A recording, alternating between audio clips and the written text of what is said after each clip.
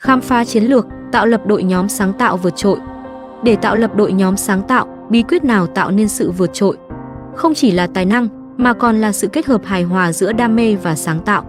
Mỗi cuộc họp, một bước tiến mới tới sự sáng tạo không giới hạn. Môi trường làm việc linh hoạt, nơi mỗi ý tưởng đều được trân trọng và phát triển. Gắn kết đội nhóm qua từng hoạt động, tạo nên một gia đình sáng tạo thực sự.